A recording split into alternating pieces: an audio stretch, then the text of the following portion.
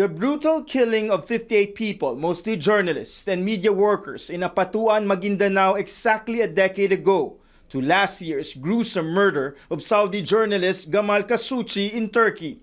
There's no doubt this is a critical time for the media industry.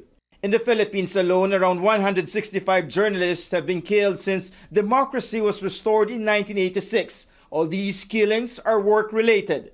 The attacks on social media and the internet add another layer of increased global hostility towards journalists. A coalition of media stakeholders has put together the National Plan of Action on the Safety of Journalists in order to counter these threats. The 5-year roadmap aims to address 5 key areas of intervention to ensure safety and protection of journalists. The action plan is a first of its kind in the world, hoping to serve as a model for other countries where the media is also under siege. It is jointly funded by the European Union and the Danish government. These are the dark years of the press, comparable to martial law from 1972 to 1986.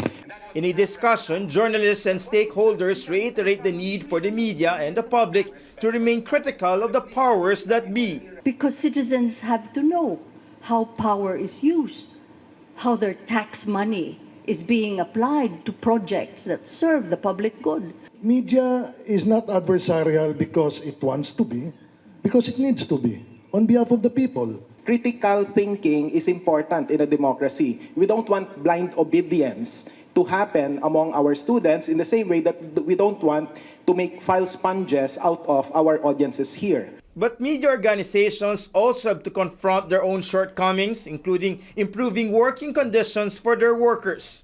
Quality journalism matters. It matters to the individual. It matters to the society.